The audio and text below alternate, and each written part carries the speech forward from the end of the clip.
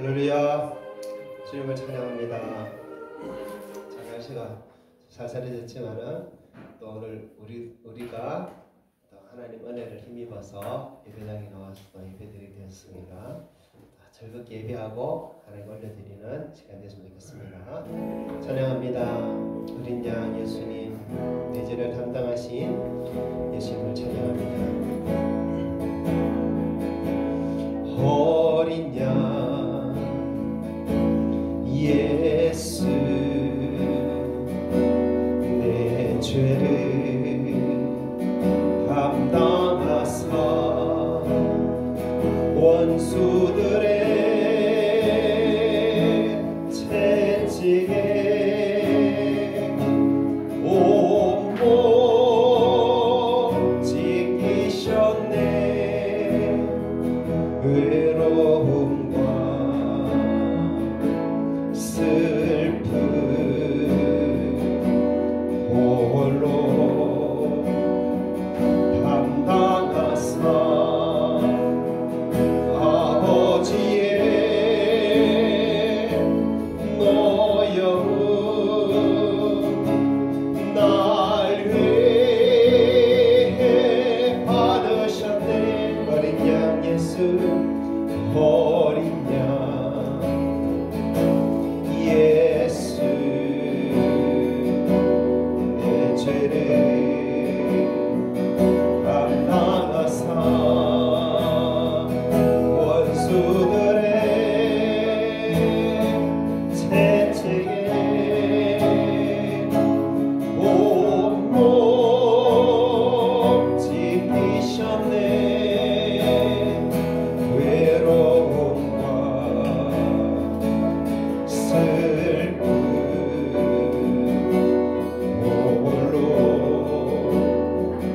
담당하사 아버지의 노여움 날 위해 받으셨네. 아프고 서린 눈물 홀로 흘린 주님이여, 주님 주님 나의 죄를 용서하여 주옵소서. 어린 양 예수, 어린 양 예수, 내 죄를 담당하사 원수들의 채찍에 온몸 찢기셨네. 외로움과 슬픔 홀로 담당하사 아버지의 노여움 날 위해 받으셨네. 아프고 서린 눈물 홀로 흘린 주님이여, 주님 주님 나의 죄를 용서하여 주옵소서. 아프고 서린 눈물 홀로 흘린 주님이여, 주님 주님 나의 죄를 용서하여 주옵소서. 아멘. 오늘은 종료주일이고요. 이제 다가오는 한 주간은 고난 주간입니다.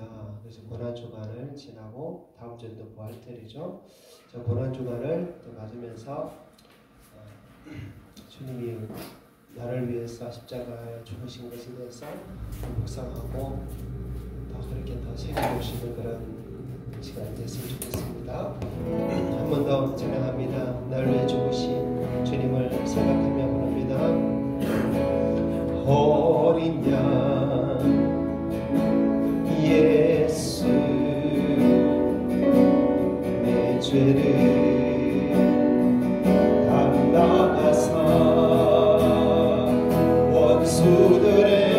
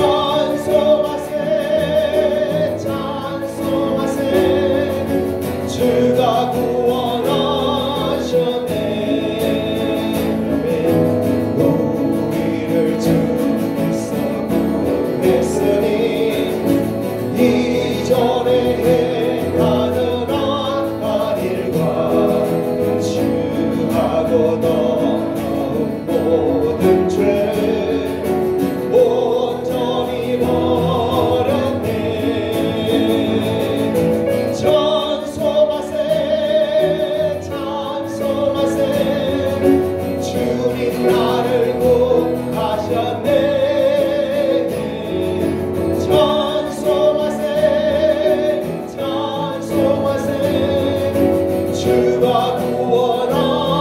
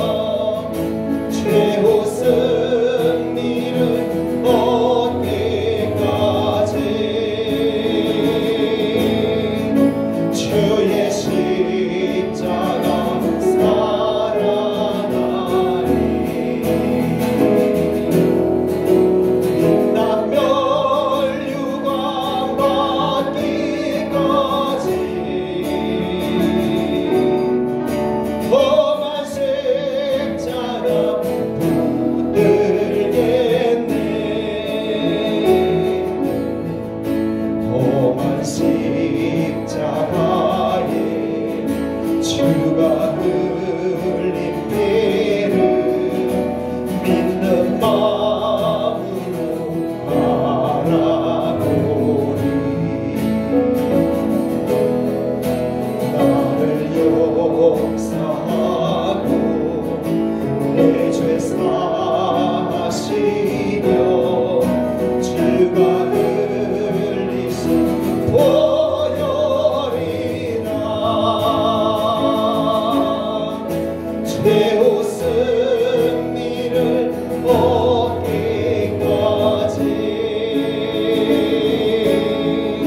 주의 십자가 사랑하리.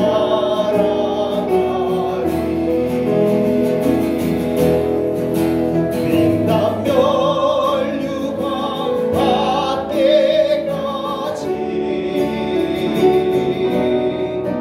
험한 십자가 붙들겠네.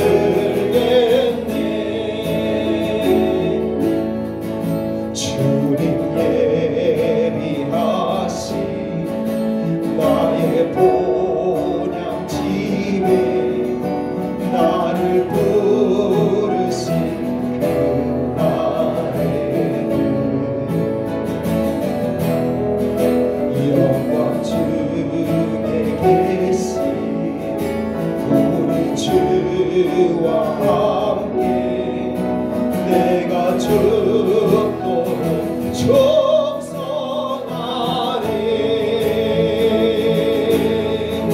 죄 옷은 니를 얻기까지 주의 십자가 사랑하리.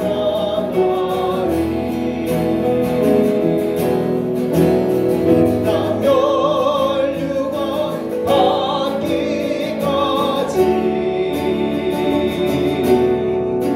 험한 십자가 붙들겠네.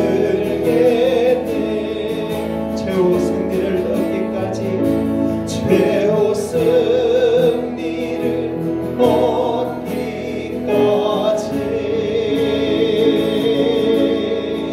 주의 십자가 사랑하리.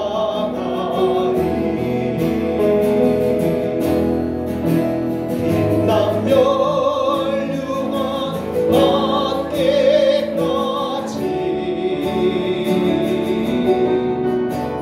험한 십자가 붙들겠네. 아멘. 이 시간 예배를 위해서 함께 기도하겠습니다. 주님을 더 사랑하기 원합니다. 주님께 참으로 예배 올려드리기 원합니다. 이 시간 십자가 붙들고 주님 앞에 나가기 원합니다. 이 시간 나를 받아주시고 예배를 받아주시고 우리의 죄와 험을 십자가 보혈로 씻어 주시옵소서. 함께 예배를 위해서 기도하겠습니다.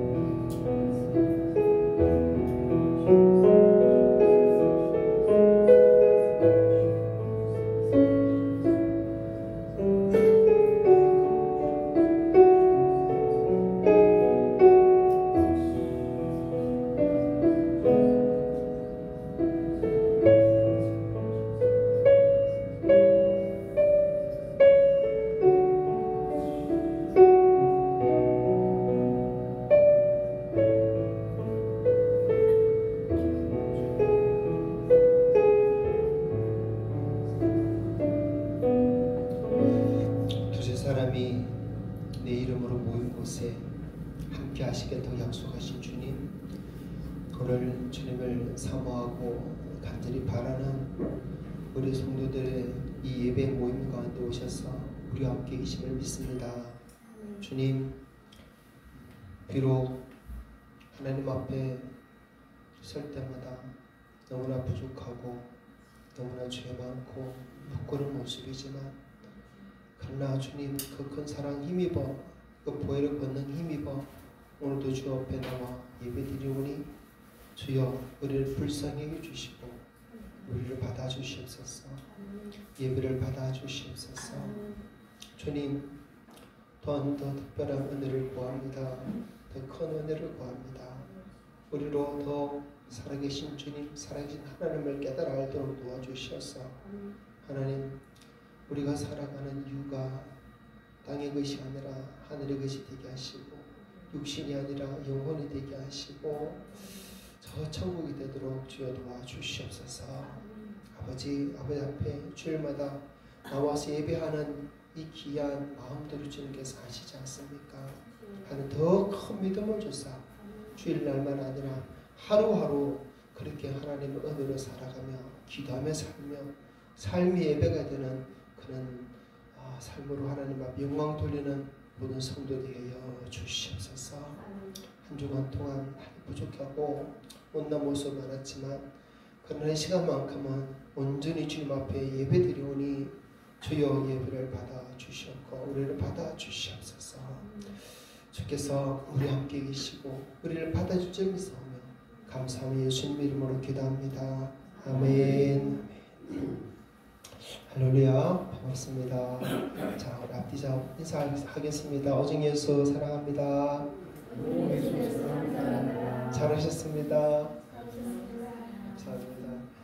자, 오늘 꽃샘 추위가 올 것 같아요. 그죠? 감기 조심하시고 건강하시길 바랍니다. 이동수 성도님 늘 그 자리에 계시다가 몇 주 안 보이니까 많이 벗어나더라고요. 네, 감사합니다. 자, 오늘도 하나님께서 받으시는 예배 온전히 올려되기를 원합니다. 아멘. 우리 사도신경으로 함께 신앙 고백합니다.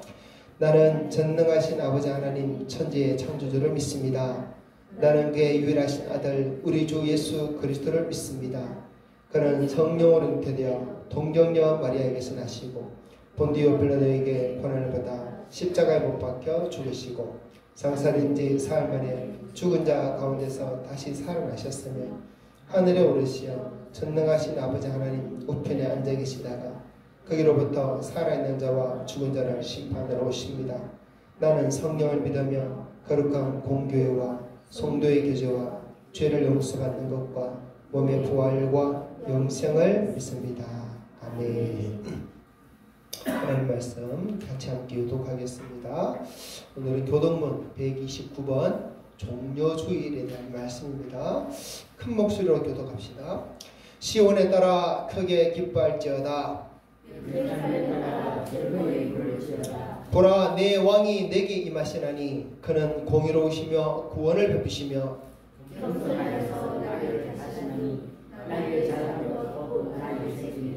내가 에브라임의 병거와 예루살렘의 말을 끊겠고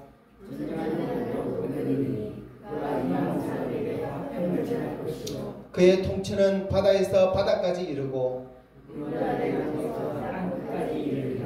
앞에서 가고 뒤에서 따르는 무리가 소리 높여 이르되 주의 이름으로 오시는 이여 가장 높은 곳에서 호산나 하더라. 아멘. 김만수 장로님 예배를 위해서 기도해 주시겠습니다.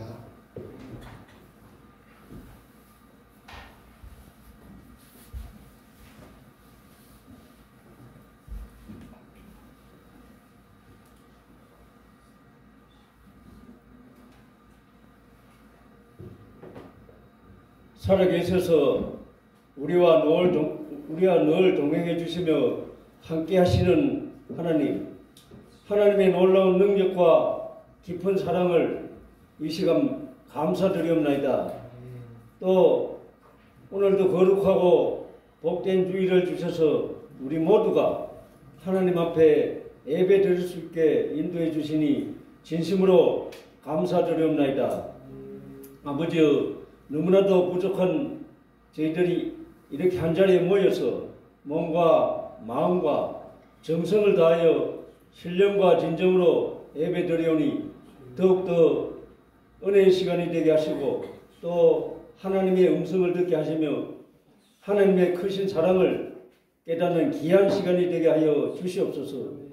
복의 근원 되시며 생명의 근원 되시는 하나님 아버지, 우리 모든 성도들 지금까지 하나님 은혜 가운데 이렇게 살아오면서 여러 가지 기쁨과 고난과 슬픈 일도 있었지만은 우리 하나님 아버지께서 오늘날까지 영육간에 강건함을 주시고 또 많은 은혜와 은총을 베푸시고 이렇게 늘 인도해 주셨으니 아버지여, 저희들 이후의 삶에도 더 큰 역사와 더 많은 도우심으로 늘 인도하여 주시옵소서.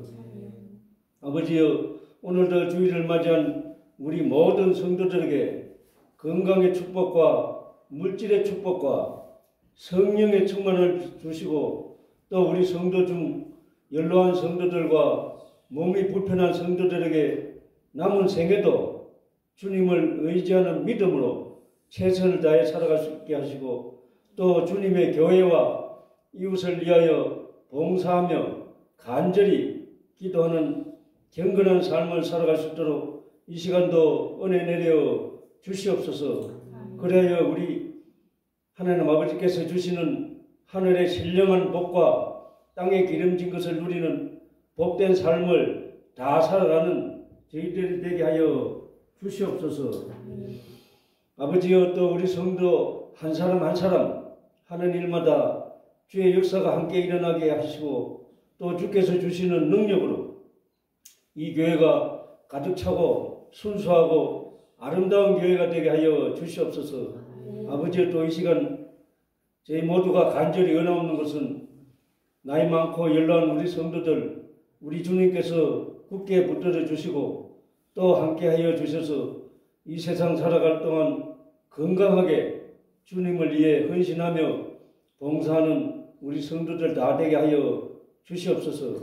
주님이시여, 우리 모든 성도들에게 영혼이 잘된 같이 범사에 잘되게 하시고 우리 생활 속에 항상 감사가 넘치게 하여 주시옵소서.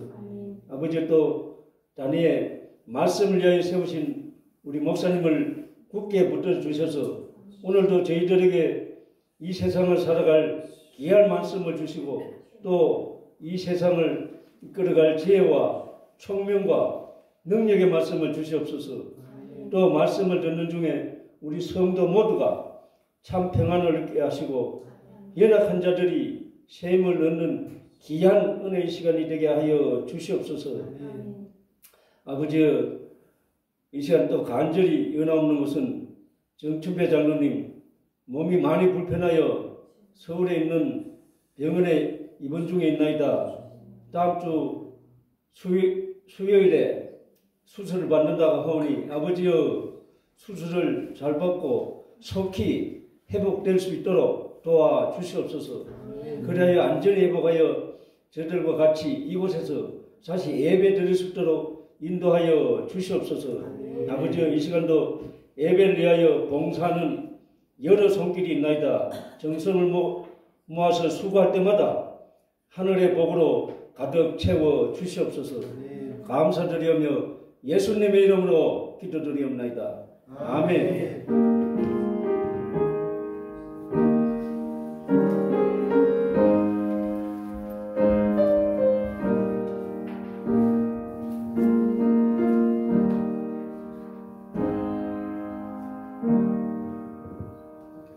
찬송가 36장 찬양 부르며 하나님 앞에 영을 올려드립니다.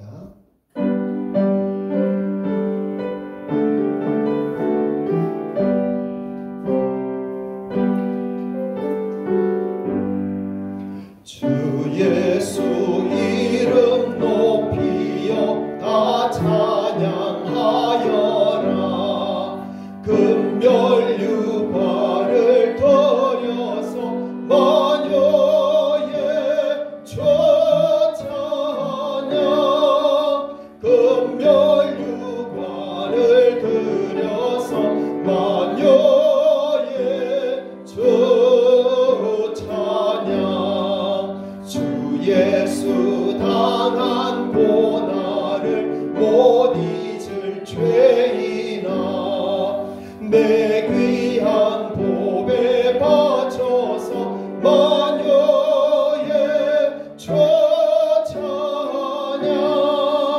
내 귀한 도배 바쳐서 만여의 주 찬양.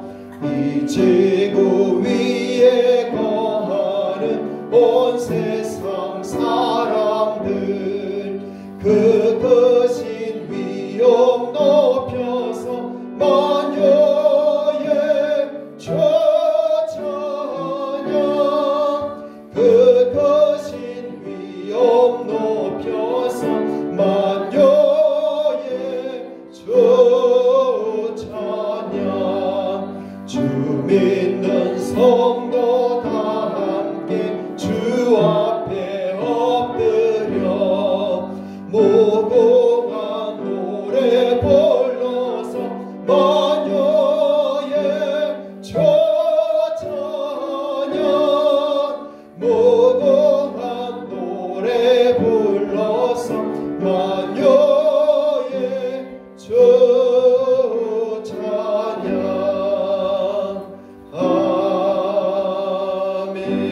아멘. 아멘. 하나님 앞에 올려드린 감사 제목들 함께 나누며 기도합니다. 영광의 주님을 찬양합니다. 우리의 걸음걸음마다 축복하여 주시고 평안한 한 주를 살 수 있도록 지켜주신 감사드립니다. 아멘. 범사에 감사합니다. 아멘. 생명 주신 주님께 감사드립니다. 노후에도 더욱더 영육간에 복된 남편 되게 하시고 더욱 주님 사랑하게 하소서. 아멘. 한 주간도 건강 주셔서 감사드립니다. 아멘. 하나님의 선하신 손길을 날마다 경험케 하심을 감사드립니다. 아멘. 하나님 감사합니다. 또 한 주간 우리가 살아온 모든 순간순간이 하나님 올려드릴 감사의 제목이고 또 감사한 모든 것들임을 다시 한번 고백합니다. 하나님 참으로 우리 입술이 더 하나님을 찬양하고 감사할 수 있도록 하나님 도여 주시옵소서. 주님 앞에 귀한 예물 드려서 우리 하나님께서 받으시고 또 하나님께서 더 은혜를 다하사 주여 이 땅의 것뿐만 아니라 저 하늘 것도 더 채워주시고 정말 주님 앞에 기꺼이 드리는 자들에게 주님께서 또한 아낌없이 더 좋은 것을 주시는 주님을 경험케 하여 주시옵소서. 아버지 하나님, 자 이제 우리가 또 말씀을 받겠습니다. 오늘 특별히 또 종료주일을 맞이해서 하나님 말씀을 받을 때 그 말씀을 잘 깨닫게 도와주시고 그 말씀으로 인해서 우리 예수 믿는 우리의 모습을 살펴보며 또 우리 교회가 어떠해야 하며 이 시대를 우리가 어떻게 살펴봐야 할지를 깨닫도록 도와주시옵고 말씀으로 인하여서 더 큰 믿음에 거하며 살도록 우리를 붙들어 주시옵소서. 부족한 종을 넘쳐주시고 오직 말씀만이 드러나는 시간 되게 하여 주시옵소서. 온전히 주님께서 영광 받으시기를 소원하며 감사한 예수님 이름으로 기도합니다. 아멘. 교회 소식 먼저 전하겠습니다. 자, 우리 노곡교회 비전 4.24 비전 해봅시다. 우리 노곡교회는 거룩하며 사도의 계성을 따르고 함께 공유하며 서로 사랑하는 한 몸된 신한 공동체입니다. 아멘. 자, 한번 더 해봅시다. 우리 노곡교회는 거룩하며 사도의 계성을 따르고 함께 공유하며 서로 사랑하는 한 몸된 신한 공동체입니다. 아멘. 더욱더 이런 교회로 만들어갔으면 좋겠습니다. 아멘. 우리 장로님 기도하셨지만 우리 정춘배 장로님께서 지금 입원 중에 계십니다. 수요일날 수술한다 하시니까 또 위에서 기도해 주시기 부탁드립니다. 자, 오늘 오후 예배는 영동 목사님께서 오셔서 말씀 전해 주십니다. 그리고 오늘은 종료주일이고 다음 주일은 부활절이죠. 부활절. 그래서 부활절에 우리가 특별히 이것저것 하는 것보다는 우리 성도들, 우리 노옥의 성도들이라도 다 와서 함께 예배드리면 참 좋겠습니다. 그래서 그동안 잘 안 나온 성도였으면 연락해서 부활절에는 우리 부활신앙을 회복해야 되지 않겠느냐, 함께 예배드리자, 또 나와라 이렇게 연락도 했으면 좋겠고, 우리 성도들 식구들만 다 와도 얼마나 가득 차겠습니까? 그래서 한 주간 그렇게 기도하고 이렇게 다음 주일날은 다 같이 모여 예배드리면 좋겠습니다. 그래서 이번 주간은 고난주간입니다. 자, 예수님께서 고난받아서 십자가 지신 그날 이번 주간이 있죠. 그 이번 주간은 특별히 주님 앞에 더 거룩하고 경건하게 보냈으면 좋겠습니다. 자, 할렐루야. 아멘. 광고를 하는 데는 분위기가 좀 무거우잖아요. 고난주간이 시작돼서 그런 것 같습니다. 자, 이제 하나의 말씀 볼까요? 자, 오늘 말씀 마가복음 11장 1절부터 10절. 마가복음 11장 1절부터 10절입니다. 밖에는 쌀쌀한데 지금 안에 기온이 좀 높아가지고 몸이 조금 처지는 감이 있는 것 같아요. 자, 주무시면 안 됩니다. 정신 딱 차리시고 말씀을 듣고 말씀 받읍시다. 자, 하나님 말씀 같이 읽습니다. 시작. 그들이 예루살렘에 가까이 와서 감람산 벳바게와 베단에 이르렀을 때 예수께서 제자 중 둘을 보내시며 이르시되 너희는 맞은편 마을로 가라. 그리로 들어가면 곧 아직 아무도 타보지 않은 나귀 새끼가 매 있는 것을 보리니 풀어 끌고 오라. 만일 누가 너희에게 왜 이렇게 하느냐 묻거든 주가 쓰시겠다 하라. 그리하면 즉시 이리로 보내리라 하시니 제자들이 가서 본적 나귀 새끼가 문 앞 거리에 매어 있는지라 그것을 푸니 거기 서 있는 사람 중 어떤 이들이 이르되 나귀 새끼를 풀어 무엇 하려느냐 하며 제자들이 예수께서 이르신 대로 말한대 이에 허락하는지라. 나귀 새끼를 예수께로 끌고 와서 자기들의 겉옷을 그 위에 얹어 놓으매 예수께서 타시니 많은 사람들은 자기들의 겉옷을 또 다른 이들은 들에서 벤 나뭇가지를 길에 펴며 앞에서 가고 뒤에서 따르는 자들이 소리 지르되 호산나 찬송하리로다. 주의 이름으로 오시는 이여 찬송하리로다. 오는 우리 조상 다윗의 나라여 가장 높은 곳에서 호산나 하더라. 아멘. 오늘은 종려주일입니다. 무슨 날이라고요? 종려주일. 이제 부활절 바로 앞주일이 종려주일입니다. 종려주일은 예수님께서 십자가에 죽으시기 전에 생애 마지막 한 주간의 사역을 위해서 그 안식일 다음 날에 예루살렘으로 들어오신 날입니다. 자, 이날은 유대 달력으로 니산월 1월 10일이 바로 종려주일 이날이에요. 1월 10일. 이 종려주일은 구약의 유월절과 아주 밀접한 관계가 있습니다. 예수님이 언제 십자가 죽으셨습니까? 유월절에 죽으셨어요. 유월절 그날에. 유월절 양을 잡는 날 니산월이 1월 14일 날 예수님 십자가에 죽으셨어요. 정확하게 그날 죽었습니다. 자, 그래서 예수님을 유월절 어린 양이다 이렇게 말을 하죠. 자, 유대인들은 유월절을 준비하기 위해서 특히 유월절에 잡을 양을 미리 준비하는데 언제 준비하느냐 하면 바로 1월 10일 날 양을 준비해 둡니다. 자, 출애굽기 12장 3절 읽어봅시다. 너희는 이스라엘 온 회중에게 말하여 이르라. 이달 열흘에 너희 각자가 어린 양을 취할지니 각 가족대로 그 식구를 위하여 어린 양을 취하되. 아멘. 자, 이 말씀대로 유대인들은 유월절을 지키기 위해서 1월 10일 날 어린 양을 양무리 중에서 데려다가 집안에다 이렇게 양을 둡니다. 양을 잡는 날까지 집안에 둬요. 다른 양들은 뭐 들에서 뛰어놀고 풀을 떠도 다니고 이러겠죠. 그런데 유월절 양은 1월 10일 날 딱 무리 중에서 꺼내와가지고 자기 집안에 두는 거예요. 물론 집이 한국 집안은 좀 다르게 생겼습니다. 그래서 그 집안에서 먹이고 또 닦아주기도 하고 그 다음에 또 보호하고 그리고 1월 14일까지 두는 거예요. 그리고 1월 14일 날 그 양을 데려다가 유월절 양으로 잡습니다. 그런데 이 예수님께서 지금 유월절을 맞이하기 위해서 예루살렘에 오신 거거든요. 유월절을 맞이하기 위해서 예수님께서 예루살렘에 오셨는데 예루살렘에 들어오신 그 날이 바로 1월 10일이에요. 1월 10일은 뭐 하는 날? 유월절 어린 양을 취해서 준비하는 날이거든요. 그래서 예수님은 6월절 어린 양이다라는 것을 성경을 통해서 우리에게 이루어 주신 것이 증명해 주신 것입니다. 그래서 모든 말씀을 이루시기 위해서 바로 1월 10일 그날 예수님은 죽을 장소인 예루살렘으로 들어오셨어요. 그래서 1월 10일은 이 종려주일, 예수님이 예루살렘 성으로 들어오신 이 종려주일은 구약의 말씀을 그대로 정확하게 이룬 바로 그날입니다. 자, 이 날을 종려주일이라고 하는 이유가 뭐냐면요.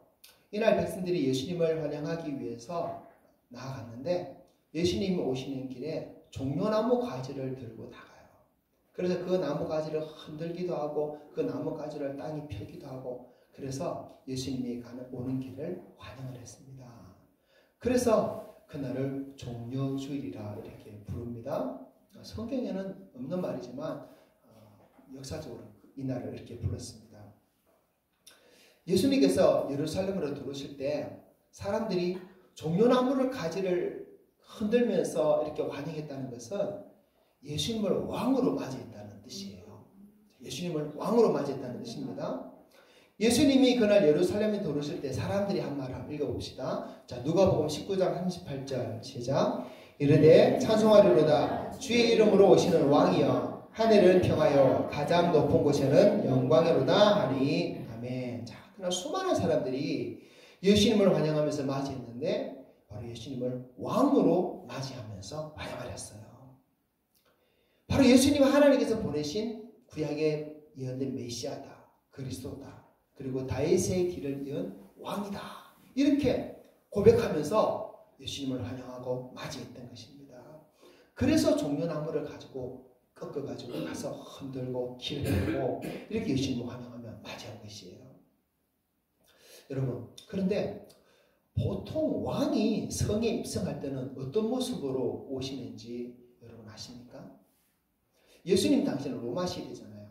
로마 시대에 보통 왕은 흰 말을 타고 마치 계승장군같이 그렇게 성으로 들어오는 것이 관례였고 또 상식이었습니다.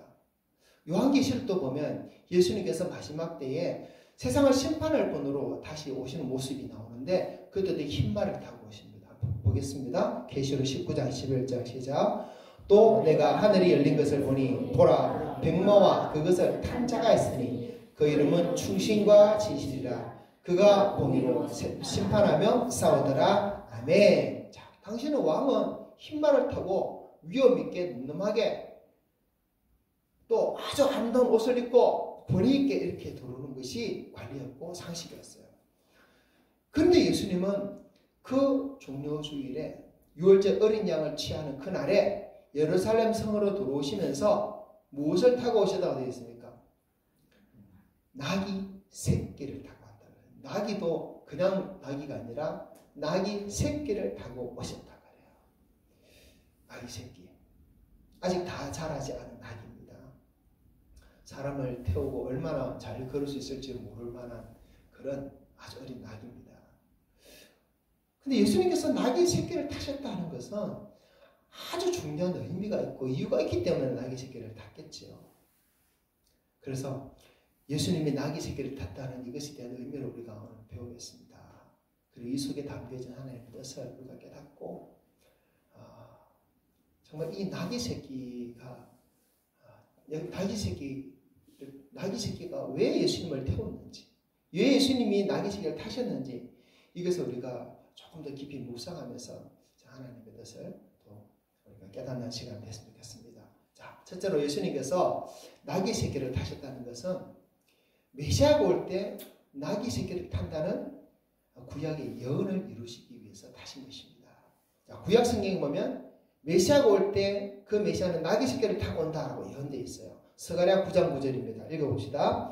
시온에 따라 크게 기뻐할지어다. 예루살렘에 따라 절거히 부를지어다. 보라 내 왕이 내게 임하시나니 그는 공의로우시며 구원을 베푸시며 겸손하여서 나귀를 타시나니 나귀의 작은 것 곧 나귀 새끼니라. 아멘. 자, 구약의 스가랴 선지자가 바로 이 예언을 했어요. 하나님이 보내신 메시아가 올 때 그분은 나귀 새끼를 타고 오신다 예언을 했던 거예요. 그래서 예수님께서는 바로 그 예언을 이루시기 위해서 나귀 새끼를 타고 타고 지금 예루살렘 오신 겁니다. 그렇다면 예수님이 누구라는 거예요? 바로 구약의 선지자들이 예언한 바로 그 메시아, 헬라어로 말하면 그리스도, 바로 하나님께서 세우신 다윗의 후손 왕이라는 것을 바로 보여주시는 것입니다. 유대인들은 당시 이 스가랴 예언을 잘 알고 있었어요. 그래서 예수님이 나귀 새끼를 타고 오는 것을 본 유대인들은 정말 이분이 구약에서 선지자들이 예언한 바로 그 메시아다라는 것을 깨닫고 그 메시아가 오는 길을 환영하고 외쳤던 것이에요. 9절 10절 오늘 말씀 읽어봅시다. 앞에서 가고 뒤에서 따르는 자들이 소리 지르되 호산나 찬송하리로다. 주의 이름으로 오시는 이여 찬송하리로다. 오는 우리 조상 다윗의 나라 가장 높은 곳에서 호산나 하더라. 아멘. 자, 예수님이 나귀 새끼를 타고 예루살렘 들어오시는데 사람들이 앞에서 가고 뒤에서 따르고 그 다음에 소리를 지릅니다. 호산나 찬송하리로다. 주의 이름으로 오시는 이여. 자, 이 말은 바로 이 예수님이 바로 하나님이 보내신 메시아다 그 말이에요. 또 찬송으로다 우리 조상 다윗의 나라야 이렇게 말하는데 예수님께서 왕으로 오시니까 이제 그 다윗이 세웠던 그 나라가 다시 세워질 것이다 이런 고백을 하는 거예요. 가장 높은 곳에서 호산나 이렇게 외칩니다. 예수님이 가장 높으신 분이시다. 예수님 우리를 구원해 주시는 분이다 이런 말입니다. 유대인들은 엄청난 환호를 하면 엄청나게 환영하면서 예수님을 맞이하고 있는 것입니다. 그런데 예수님께서 공생의 3년 동안 예루살렘을 여러 번 방문하셨어요. 절기 때마다 예루살렘 오셨어요. 그런데 그전에는 이렇게 사람들이 예수님을 환영한 적이 아무도 없습니다. 그런데 이날은 달라요. 너무나도 큰 환영을 예수님이 받고 있는 것입니다. 그런데 유대인들이 왜 이렇게 예수님을 환영하고 환호하며 맞이했을까요? 이유가 있어요. 그것은 바로 예수님께서 나귀 새끼를 타고 들어오셨기 때문에. 그 나귀 새끼를 타고 왔는데 왜 환영했습니까? 나귀 새끼를 타고 오시는 분이 누구기 때문에? 메시아 그리스도이기 때문에 유대인들은 환영을 하는 거예요. 이제 예수님께서 하나님께서 보내신 그 메시아가 오셨으니까 이제 우리는 나라를 회복하고 우리는 정말 다윗이 세웠던 그 나라 같은 그 나라가 다시 세워져서 정말 우리는 앞으로 행복하고 잘 살게 될 것이다. 그런 기대를 가지니까 얼마나 좋았겠습니까? 그동안 사람들은 이 예수님에 대해서 참 많이 궁금했어요. 예수님이 모든 질병을 고치시죠. 귀신도 쫓아내죠. 또 오병이어 기적도 일으키죠. 여러 가지 기적도 일으키고 또 하나님 나라 말씀도 전가해 주시고 그러면서 그것을 듣고 보고 할 때마다 예수님이 메시아이기를 간절히 바랐어요. 때로는 예수님께서 자신이 메시아다라고 직간접적으로 말씀도 하기도 하셨습니다.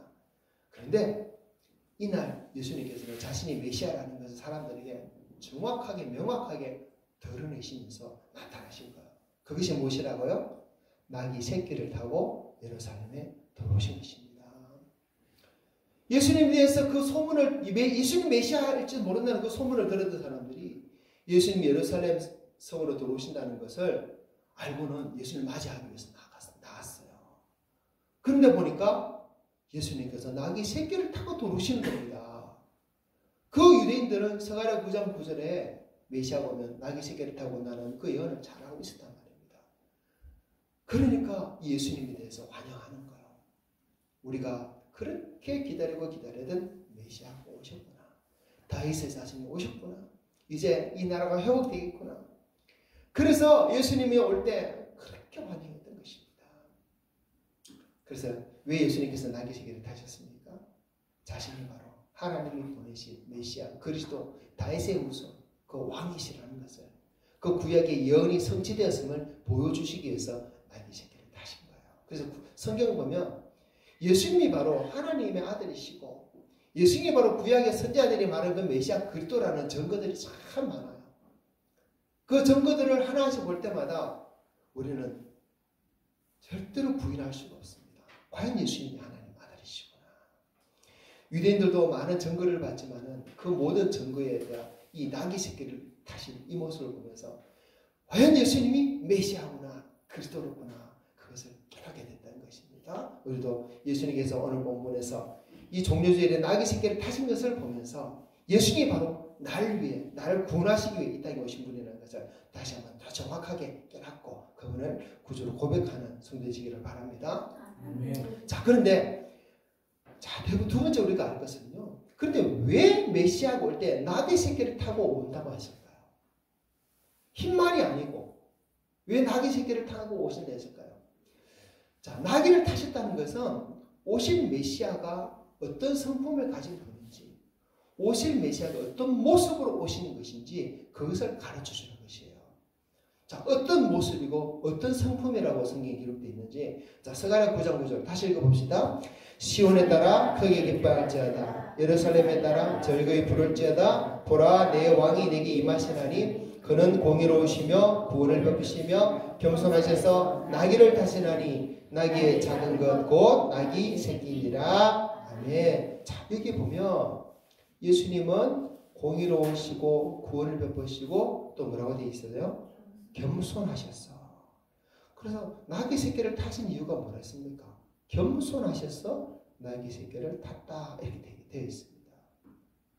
자, 이 말씀을 볼 때 오실 메시아는 겸손하신 분이다 우리는 이렇게 알 수 있는 거예요. 마태복음 21장 5절에 이 스가랴의 예언을 다시 한번 기록한 말씀이 있어요. 읽어봅시다. 시작. 시온 딸에게 이르기를 내 왕이 내게 임하나니 그는 겸손하여 나귀 곧 뭉으면은 짐승의 새끼를 탔도다 하라 하였느니라. 아멘. 자, 여기도 보면 겸손하여 나귀 새끼를 탔다 이렇게 돼 있죠. 자, 오실 메시아 바로 예수님은 겸손하신 분이다 이것을 가르쳐 주는 거예요. 예수님의 성품이 겸손하다는 것을 보여주는 것입니다. 자, 그런데 이 겸손이라는 말에 대해서 우리가 좀 정확히 배우겠습니다. 겸손이라는 말에 대해서 정확히 봅니다. 마태복음 21장 5절에 나온 이 겸손이라는 말은 헬라어로 프라우스로 되어 있어요. 프라우스. 이 말은 본래 말은 겸손이 아니라 온유예요. 온유. 산상보험 8복에 보면 온유한 자는 복이 있나니 이런 말씀 있죠. 이 온유가 바로 프라우스입니다. 그래서 마태복음 21장 5절에 이 겸손이라는 단어는 사실 온유라고 번역되는 것이 더 정확합니다. 그래서 예수님의 성품은 온유하다라는 거예요. 오실 메시아의 성품은 온유하다는 것입니다. 자, 그리고 스가랴 9장 9절에 나와 있는 이 겸손하여 나귀를 타시나니 이 겸손이라는 말이 있죠. 이 겸손이라는 말은 원래 말은 뭐냐면 히브리어로 아니라고 되어 있어요. 아니. 이 아니라는 말은 뭐냐면 가난한, 비천한, 낮아진 이렇게 되어 있어요. 그래서 영어 킹제임스 성경을 보면 lowly라고 번역하고 있습니다. lowly, 낮아졌다, 천하다 이런 뜻이에요. 그래서 우리말 성경으로 겸손하다라고 번역된 것은 좀 의역된 것이라고 보면 됩니다. 원래 뜻은 스가랴 9장 9절에 겸손이라는 말은 낮아지고 천하고 가난하다라는 뜻이에요. 그 다음에 마태복음 21장 5절에 겸손은 온유라는 뜻입니다. 그래서 이 말씀을 가지고 오실 메시아는 어떤 모습인지 어떤 성품인지를 볼 수 있는 거예요. 자, 먼저 어떤 모습입니까? 나귀 새끼를 탈 정도로 가난한 자예요. 아주 볼품없는 사람입니다. 초라한 사람입니다. 비천한 사람입니다. 낮아진 사람이에요. 왕으로 오셨는데 말을 안 타고 나귀 새끼를 탔으니 얼마나 낮아졌습니까? 성품은요, 온유하고 겸손한 그런 분이라는 것입니다. 여러분, 나귀 새끼를 타신 예수님 모습을 한번 상상해 볼까요? 얼마나 초라해 보이겠습니까? 뭐 속된 말로 참 없어 보였을 거예요. 정말 가난해 보이기도 하고 천해 보이기도 했을 것입니다. 그런데 그 나귀 새끼를 타고 오시는 예수님은 너무 기뻐 보이고 너무 행복해 보이겠죠.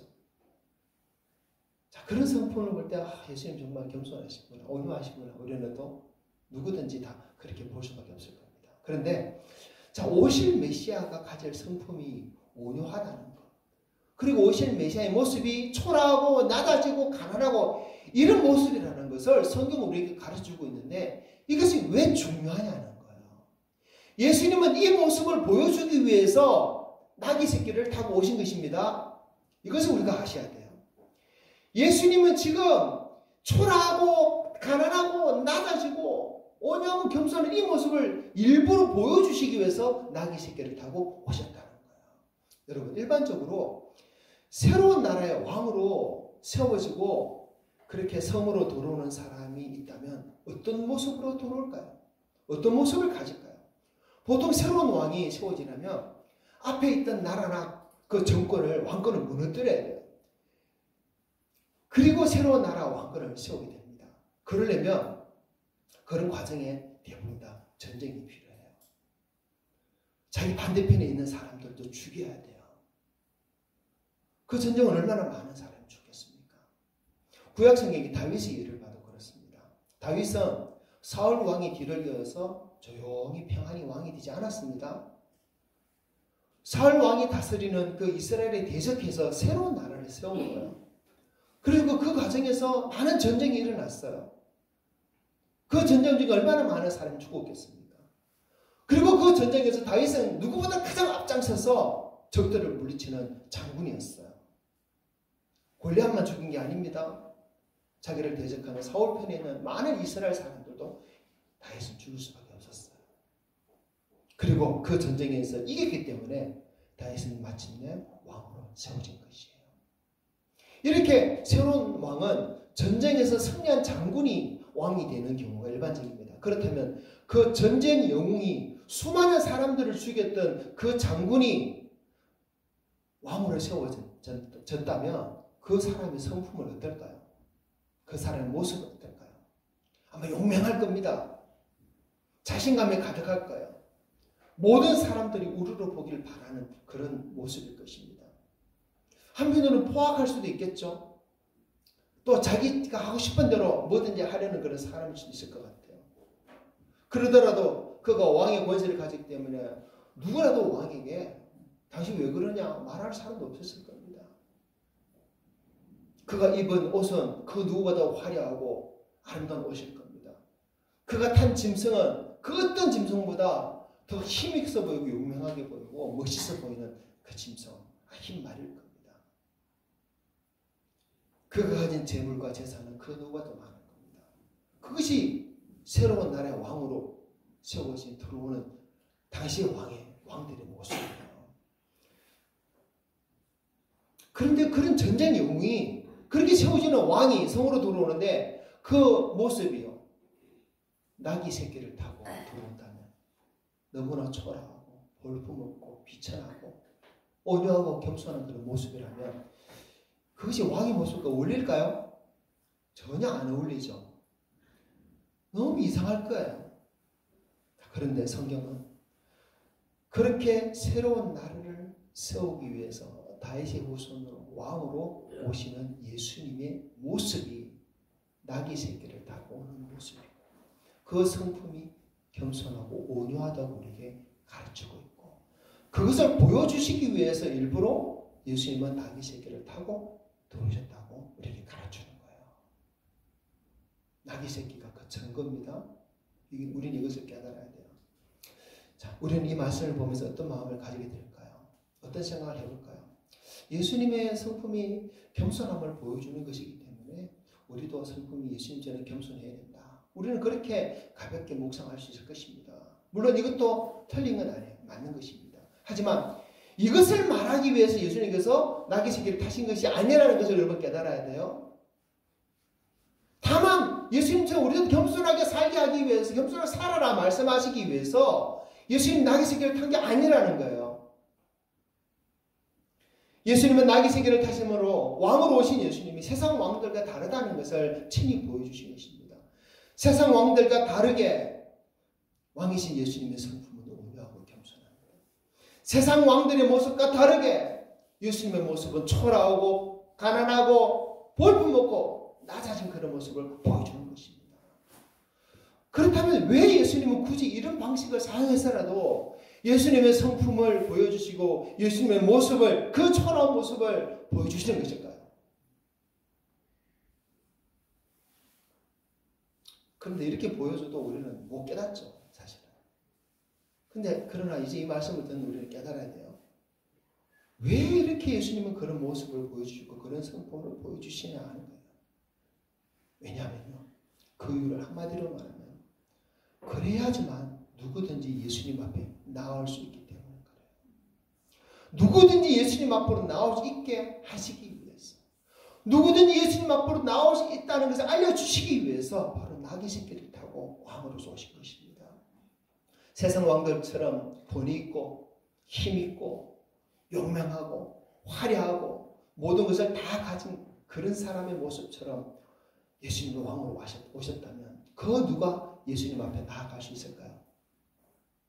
어떤 사람은 가난했어. 너무 초라해서 예수님 앞에 못 나아갈 거예요. 어떤 사람은 그 왕이 너무 두려워서 못 나아갈 거예요. 어떤 사람은 자신의 신분이 너무 비천해서 그 왕 앞에 못 나아갈 거예요. 그러나 예수님이 나귀 새끼를 타신 왕이신 것을 보여주시면서 누구든지 예수님 앞에 나와서 예수님을 만날 수 있고, 누구든지 어떤 형편이 있던 사람은 다 예수님 앞에 나아가서 예수님을 만나고 예수님을 통해서 은혜를 받고 예수님을 통해 구원받을 수 있음을 보여주시는 것입니다. 그래서 유명한 마태복음 11장 28, 29절 예수님 어떻게 말씀하십니까? 읽어봅시다. 시작. 수고하고 무거운 짐진 자들아 다 내게로 오라. 내가 너희를 쉬게 하리라. 나는 마음이 온유하고 겸손하니 나의 멍에를 메고 내게 배우라. 그리하면 너희 마음이 힘을 얻으리니. 아멘. 수고하고 무거운 짐진 자들아 다 내게로 나오라. 이 말씀을 나귀 새끼를 타시면서 친히 자신의 모습을 보여주시면서 한 번 더 증거하신 거예요. 예수님은 하나님께서 세상 모든 죄인들을 구원하시기 위해서 보내신 하나님 아들이십니다. 메시아고 그리스도십니다. 예수님 아니면 어떤 사람도 제사함 얻을 수 없고 구원받을 수 없어요. 다른 이름 있습니까? 다른 누굴 땐 구원받을 수 있는 게 없습니다.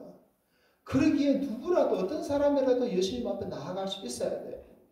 마음이 약한 사람이라도 가난한 사람이라도 신분이 천한 사람이라도 죄를 많이 지었던 사람이라도 물론 부자든지 권세자든지 그런 사람들도 나와야 돼요. 지혜로운 사람이든지 어리석은 사람이 누구든지 다 예수님 앞에 나와야 돼요. 그 누구라도 다 예수님 앞에 나아가야 돼요. 예수님을 만나야 돼요. 그래야지 죄사함의 은혜를 받으시고 구원을 받을 수 있습니다. 그런데 예수님께서 그 당시 세상 왕들처럼 권위 있고 힘 있고 용맹하고 아름다운 옷을 입고 가장 멋진 말을 타고 이런 모습을 보셨다면 그런 사람들이 예수님께 나아갈 수 있을까요? 아니요. 앞에 있는 사람들이 당신은 예수님께 나아갈 자격이 없어요 하면서 다 막아버릴 것 같아요. 그 주변에 있는 사람들이. 여러분, 우리같이 부족하고 미련한 사람이 예수님 믿고 구원받게 된 것도 예수님의 성품이 온유하시기 때문입니다. 예수님이 나귀 새끼를 타신 것 같은 그런 초라하고 가난하고 그 낮아진 모습을 우리에게 보여주시기 때문이에요.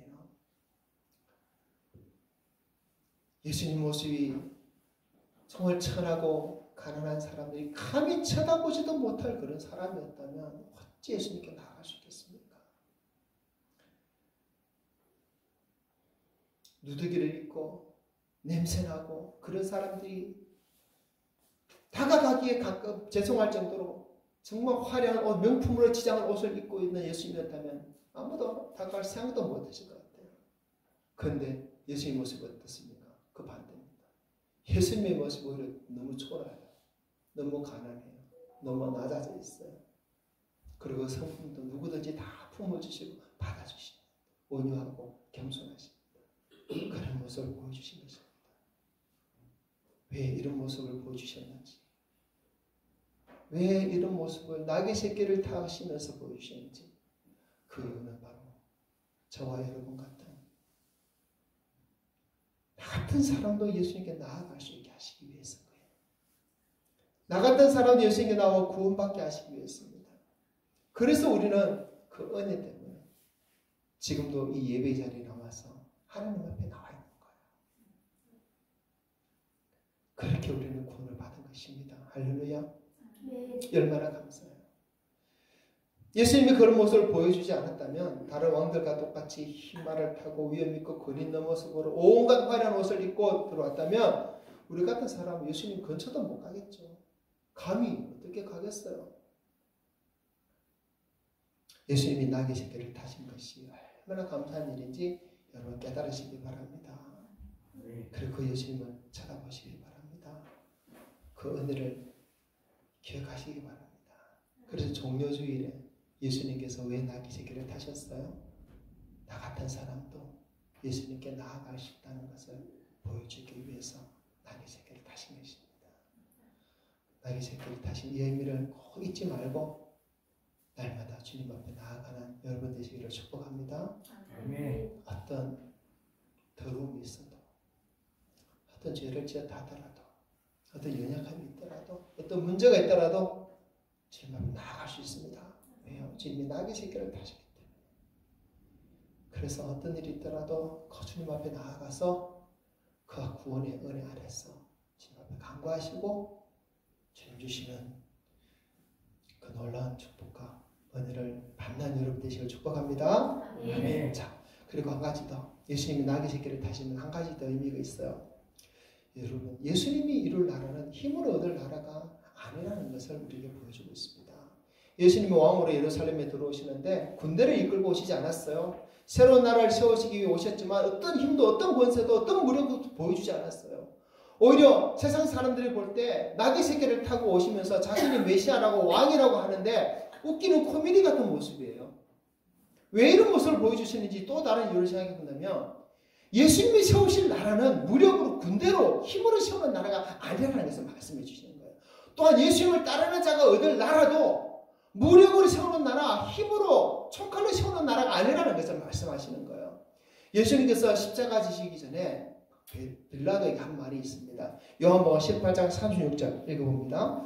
예수께서 대답하시되 내 나라는 이 세상에 속한 것이 아니니라. 만일 내 나라가 이 세상에 속한 것이었더라면 내 종들이 싸워 나로 유대인들에게 넘겨지지 않게 하였으리라. 이제 내 나라는 여기에 속한 것이 아니니라. 아멘. 예수님이 왕으로 오셔서 만드시는 나라는 힘으로 사람들을 굴복시키는 나라가 아니에요. 스스로 낮아지시고 사람들을 모든 사람을 품으시고 그렇게 온유함으로 사람들을 섬기는 사람들을 감동케 하는 그런 나라가 예수님께서 세우시는 나라인 거예요. 그래서 우리 믿는 자들이 세울 나라도 힘으로 무력으로 총칼로 세우는 나라가 되면 안 됩니다. 이념이 다르고 뜻이 다르고 종교가 다르다고 무찌르고 싸우고 물리치면서 세우는 나라가 되면 절대 안 되는 거예요. 스스로 낮아지셔서 온유함으로 사람들을 다 품어주시고 사람들을 섬겨. 그래서 사람들이 감동받아서 그 나라 안에 들어오게 하는 그 나라. 주님은 그 나라를 세우시는 것을 우리에게 보여주시는 것입니다. 우리도 세워야 할 나라가 그런 나라예요. 오늘날 그런데 어떤 교회나 어떤 목사, 어떤 성도들의 모습을 보면 힘으로 세상을 바꾸려고 하는 자들이 있어요. 또 그런 자들을 동조하는 사람이 얼마나 많습니까? 그들은 더 힘을 키우기 위해서 사람을 끌어모으고 돈도 모으고 언론도 이용하고 여러 가지 방법을 사용합니다. 그렇게 해서 하나님 기뻐하신다 하는 나라를 세우겠다 하는데 절대로 성경은 주님은 그런 나라를 말씀하신 적이 단 한 번도 없습니다. 그들에게 해주고 싶은 말이 무엇입니까? 예수님이 나귀 새끼를 타고 예루살렘의 왕으로 들어오셨다는 것이에요.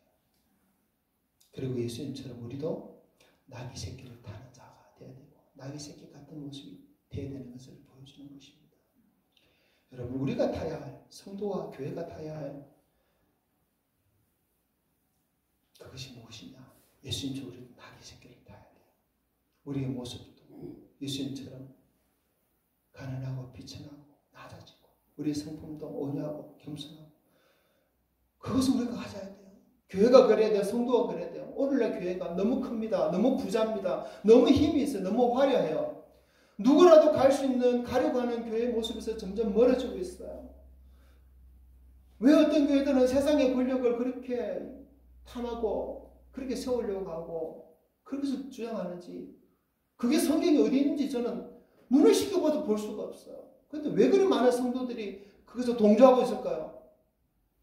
교회는요, 예수님이 타신 나귀 새끼같이 힘없고 연약하고 가난할 때 누구라도 찾아오시는 곳이 됩니다. 누구라도 교회 와서 예수님을 만날 수 있도록 교회는 열린 곳이 되어 있어야 되는 거예요. 요즘 대부분의 교회당들이 다 문을 걸어 잠그고 있어요. 왜 그렇습니까?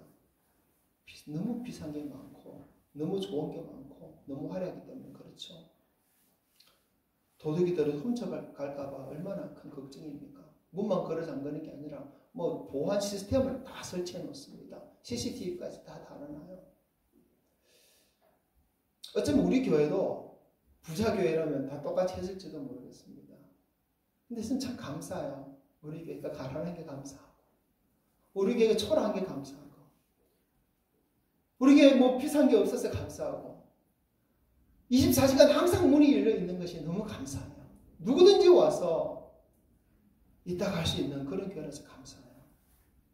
언제든지 누구든지 와서 기도하다 갈 수 있잖아요. 한낮에도 괜찮고 밤중에도 괜찮아요. 와서 차를 마시고 가도 됩니다. 그냥 쉬었다 가도 됩니다. 책을 읽다 가도 됩니다. 목욕실도 열려 있어요. 보고 싶은 책이 있으면 가서 보셔도 되고 주방에 가서 음식을 만들어 먹어도 됩니다. 쌀도 있고 반찬도 끓여도 있습니다. 잘 데 없으면 교회당 와서 자고 가도 되겠어요. 근데 생각해보면 이불이 없네. 이불도 갖다 놔야 되겠다 싶습니다. 아무나 와서 머물다가 가면 돼요. 여러분, 하나님 앞에는 누구든지 그렇게 왔다 갈 수 있어야 돼요. 와서 머물 수 있어야 돼요. 그게 교회가 아니겠습니까? 그게 교회당이 아니겠습니까? 우리가 세우려는 교회가 그런 교회가 되어야 되지 않겠습니까? 나귀 새끼 같은 교회, 나귀 새끼 같은 성도. 그렇죠? 그러면 사람들이 몰려오는 거예요.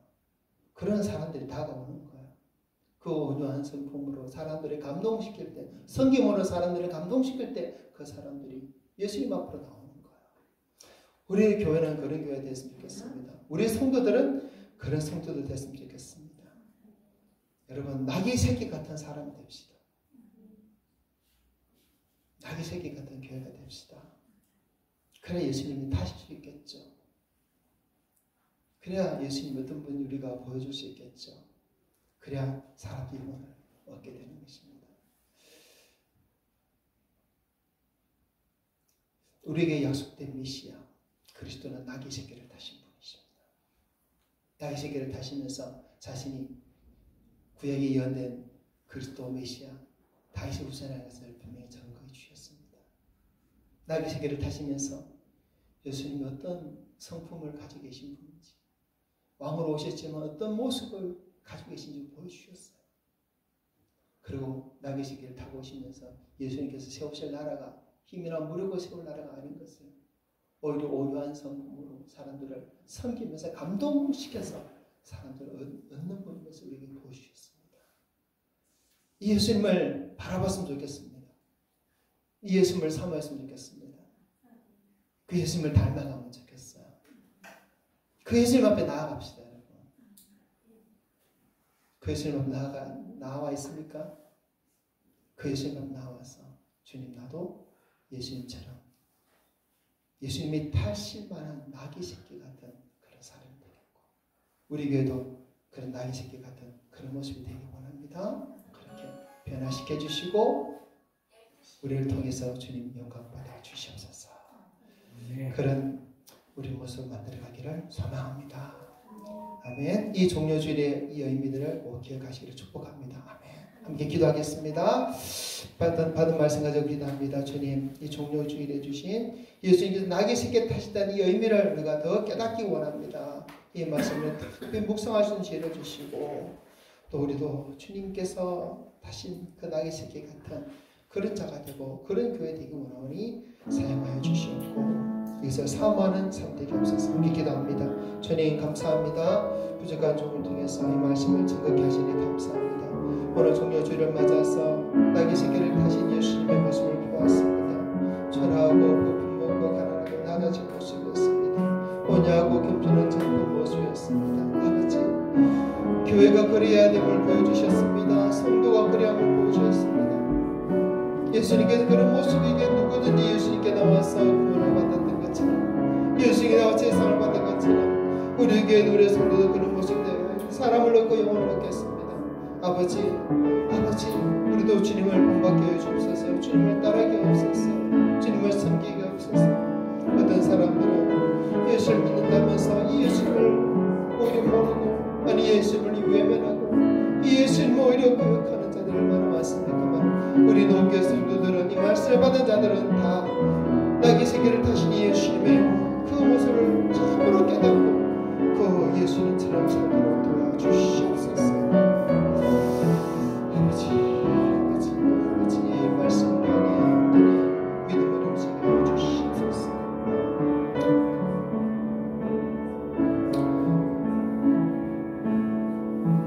주님 감사합니다. 주님 말씀을 안에 온전히 이루어질 줄을 믿습니다. 나귀 새끼를 타신 그 예수님, 그 예수님 우리가 본받기 원합니다. 그 예수님처럼 우리도 그렇게 살기 원합니다.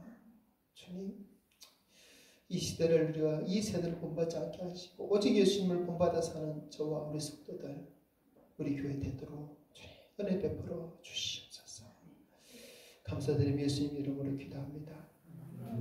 아멘. 우리 방금 나왔던 이 곡 우리 한번 해봅시다. 내 모습 어디가 아름다워. 마지막 우리 찬양 주님 한번 올려드립니다.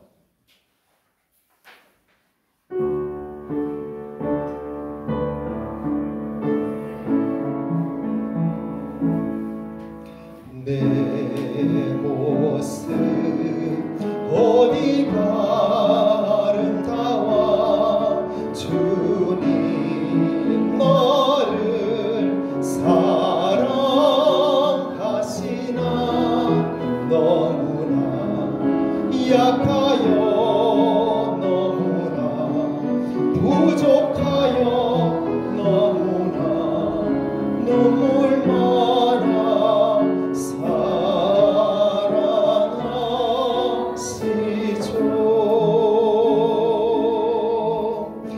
내 모습 어디가 아름다워.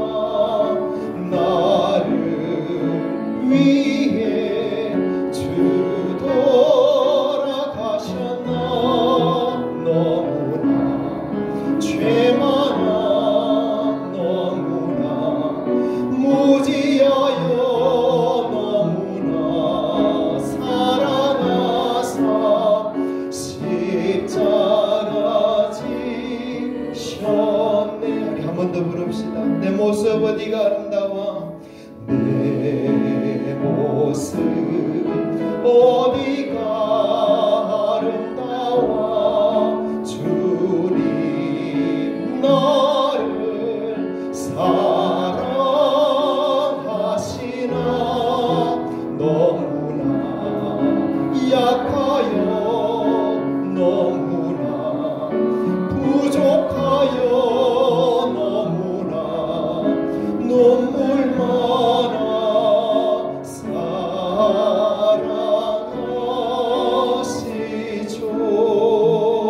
사랑하시죠. 내 모습 어디가 아름다워. 나를 위해 주 돌아가셨나. 너무나 죄 많아 너무나 무지하여 너무나 사랑하사 십자가 지셨네. 아멘. 축복을 받습니다. 우리 주 예수 그리스도의 그 크신 은혜와 우리 아버지 하나님 독생극자까지 아낌없이 보내주신 그 크신 사랑하심과 우리 삶 가운데 늘 함께 하시는 성령님의 교통하심의 역사가 오늘도 주의 말씀을 아멘으로 받고 이 종료주일에 나귀 새끼를 타고 오신 그 예수님 그 깊은 의미를 깨달아 알며 그 말씀 가운데 살며 순종하기를 소원하는 우리 모든 성도들 모두에 항상 함께 있을지어다. 아멘.